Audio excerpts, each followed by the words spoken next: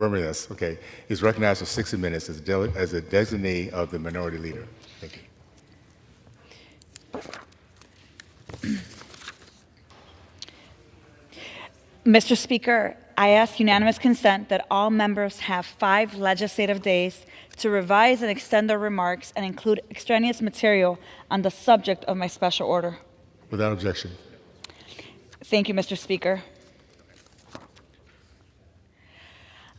I know that many of our folks back home have been seeing or hearing the news nonstop about the debt ceiling and how much the health of our economy is counting on getting to a resolution. Well, it's May 24th at 6:59 p.m., and because of Republicans, we don't have a deal because they refuse to put people over politics. Republicans have made this all about political games. Quite frankly, it seems like they're more happy to play under the guise of bipartisan negotiating to cut government spending, but there are real-life repercussions to the theater. Let me be absolutely clear. Speaker Kevin McCarthy and his extreme MAGA Republicans aren't going to be the ones who aren't able to afford housing or keep food on the table if they get their way on massive cuts to essential domestic programs. It's actually going to be everyday people across the country, including in the 3rd Congressional District of Illinois, which sent me to Congress to protect them from these cruel Republican cuts and an attack on our economy with bad deals. It's going to be everyday people like Estela, a constituent of mine. Estela, who arrived in Chicago 13 years ago from Guatemala, fleeing life-threatening community violence and insecurity. And since then, she's called Chicago home and has dedicated her time to ensure that others can also call it home, providing key information to protect renters' rights. Like many of the families that she helps, and like many of our constituents on both sides of the aisle, Estela's family depends on federal housing funding to keep her home during the pandemic. Now, as costs of living keep rising, she finds herself confronting the same exact problem as many other families. How do we pay rent? How to keep a place to live? She says, and I quote, "It is very difficult to see so many people displaced from their homes because of the rising cost of rent. The cost of living is a problem that is affecting many families like mine. I have 4 children, and it is extremely difficult to afford extremely high rent and also afford other necessities." Now, you see, part of what makes Estela's experience so powerful is that this is the experience of so many everyday people. People are already struggling. They're already trying to spread their paycheck for enough to cover the mortgage, the rent, feeding their children, utilities, the essential basics we all need and deserve. Estela's story of struggling with housing costs while still working to help others in her community keeps me rooted in why we do everything in our power to protect our constituents from the Republican-made debt limit crisis. What Republicans are doing right now is reckless, and it's irresponsible, and it's all to guarantee their ability to try to win politically in 2024.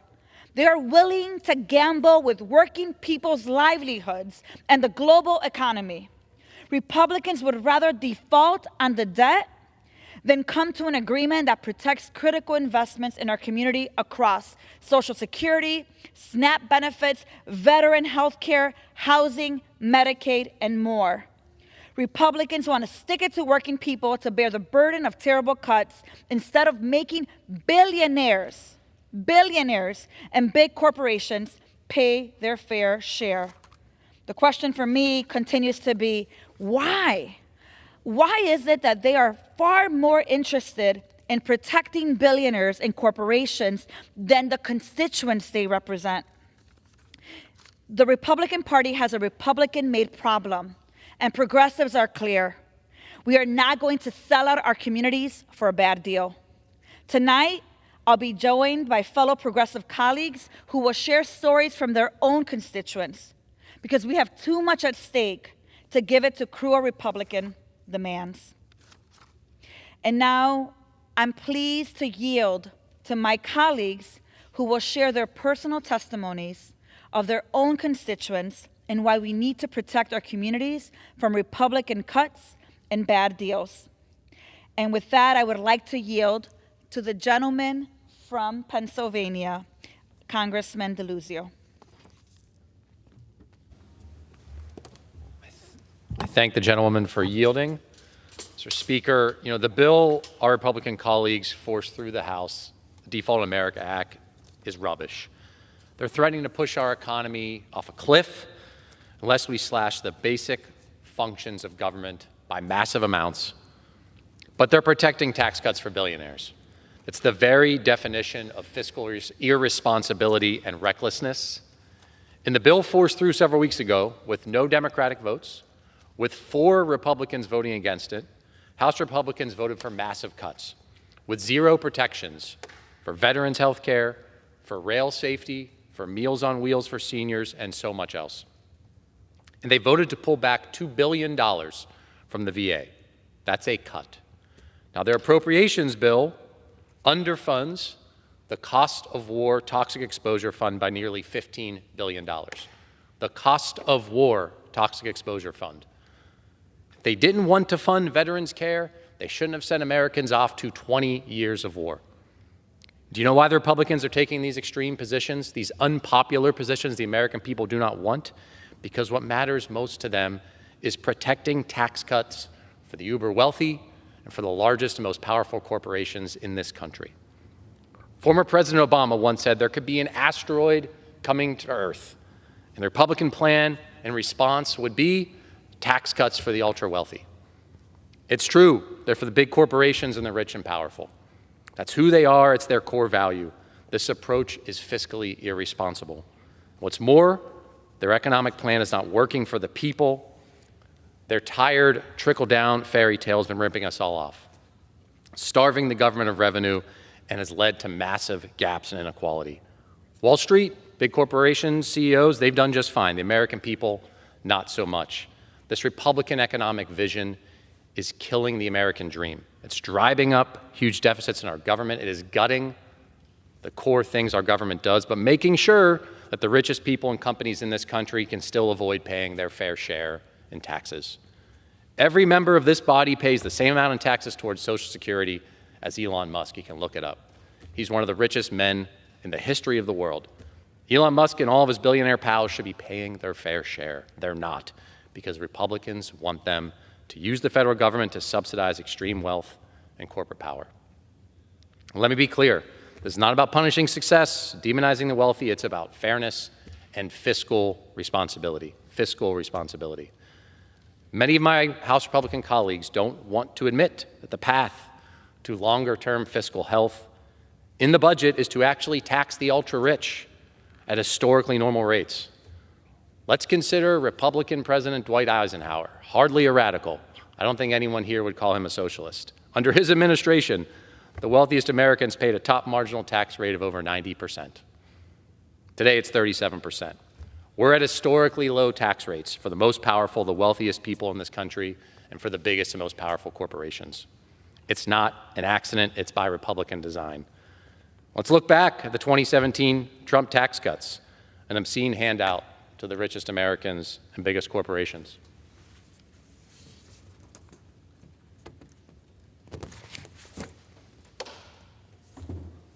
Bill was a massive wealth transfer to billionaires, but it also raised the deficit by almost $2 trillion with a T, dollars, gave so much of the benefit to the top 1%. Everyone knows the American people are being ripped off by this, and we can feel the dark reality that the American dream keeps getting pulled away while Republicans help billionaires and huge corporations cash out on the public's dime. It's far past time for a change for real fiscal responsibility. Instead, Republicans are now proposing slash and burn cuts, defunding the government while urging the public to not look behind the curtain at their priorities for revenue.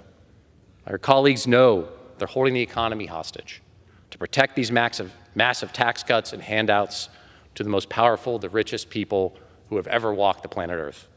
They're holding America's full faith and credit hostage to cut things that make your life better.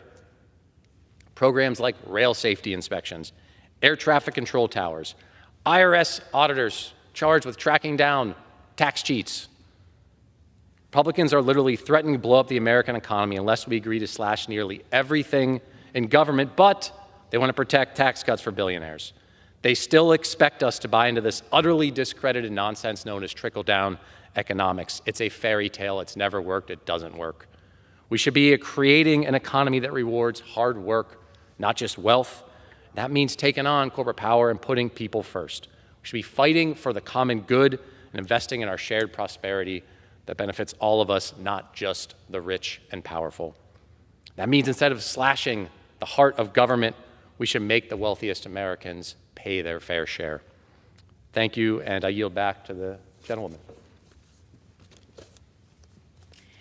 Thank you. Thank you, Congressman. I would like to now yield to the gentleman from New York, Congressman Goldman. Thank you to the gentlelady from Illinois. And Mr. Speaker, I rise today to discuss the Republican efforts to extort President Biden and the American people. As a former prosecutor who prosecuted the Italian mob for extortion, I do not use that term lightly. But that is exactly what the Republicans are doing to hold America hostage to their extreme views. Make no mistake about it, House Republicans would never pass the draconian spending cuts that they are pushing if they had to go through the regular budget and appropriations process with a Democratic-controlled Senate and a Democrat in the White House. And they know that.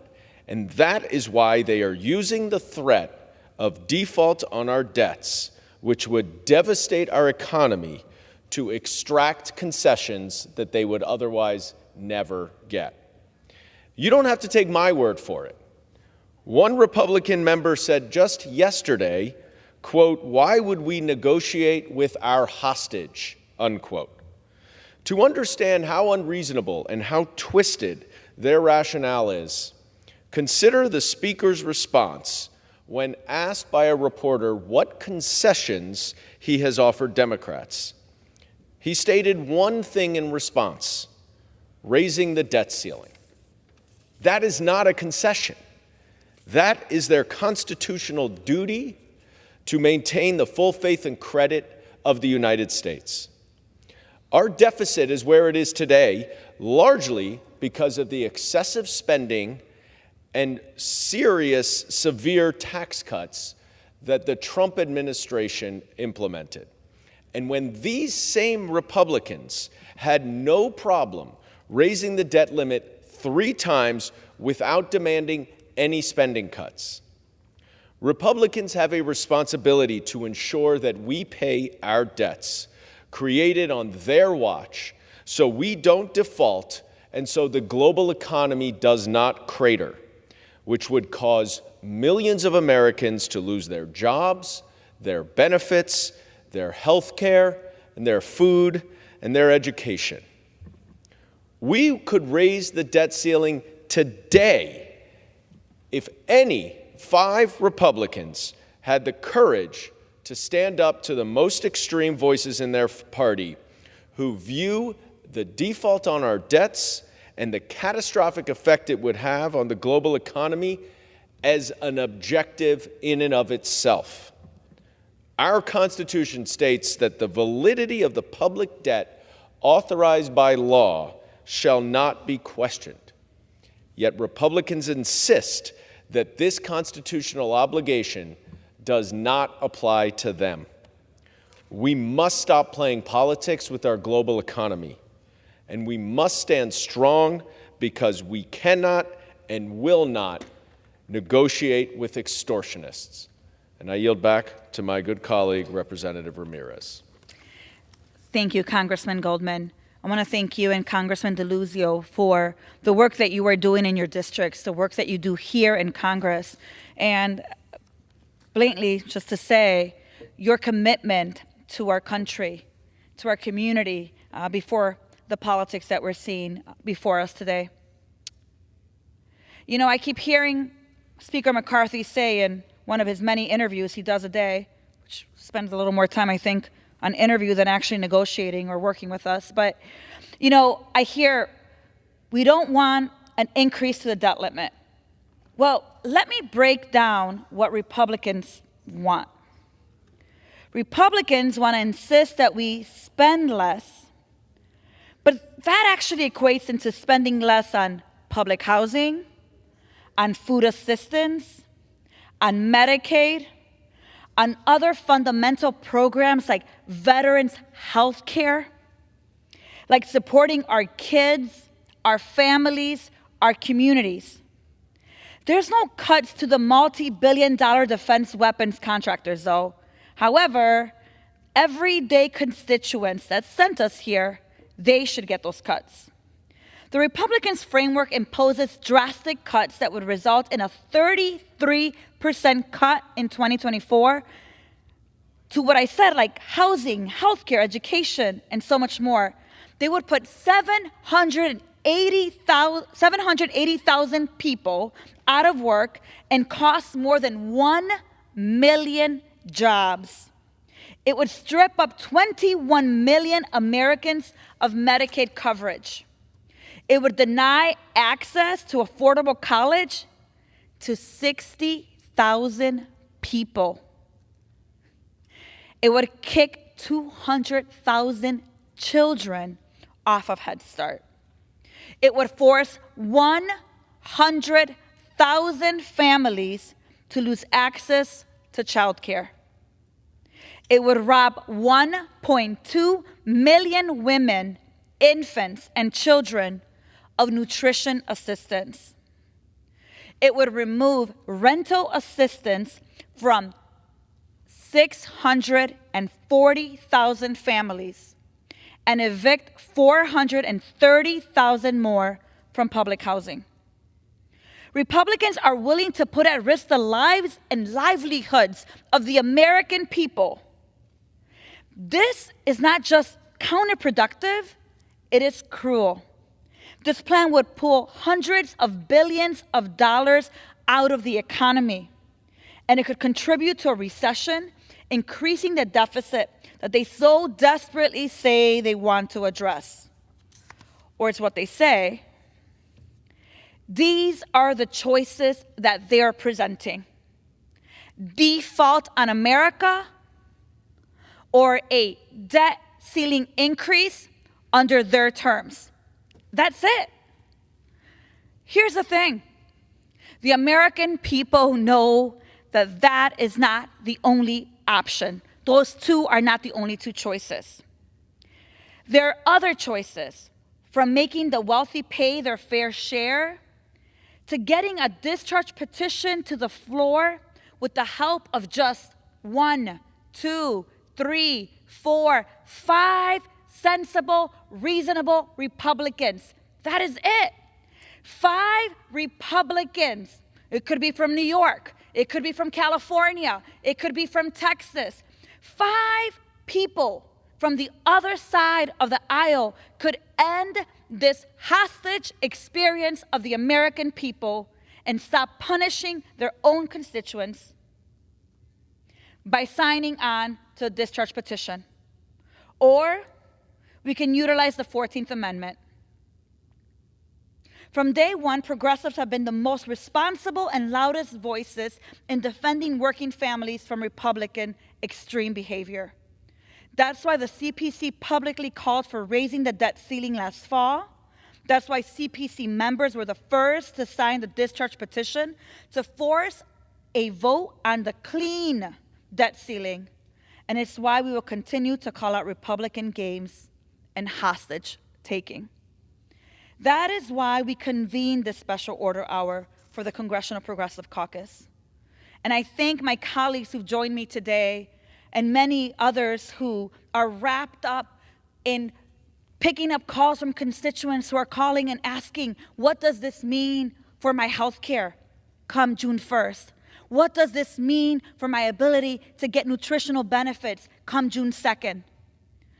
In conclusion, the looming debt ceiling crisis has been significantly exacerbated by the Republicans' approach and their steadfast commitment to place party politics above the well-being of everyday people across our nation.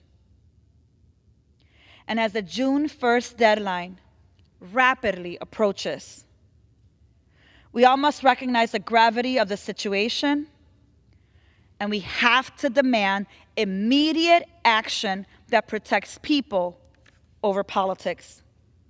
The Republicans are holding the livelihood of Americans as prisoners. According to the Center on Budget and Policy Priorities, the Republicans' Default on America Act would cost states and local communities an astonishing $1.3 trillion. This would be disastrous for food access, for housing support, and for the overall well-being of our society.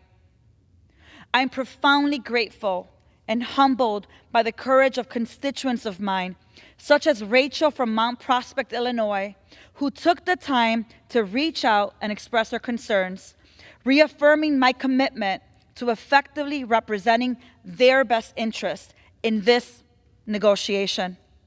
Rachel shared, "I'm really worried about the debt ceiling increase not being passed.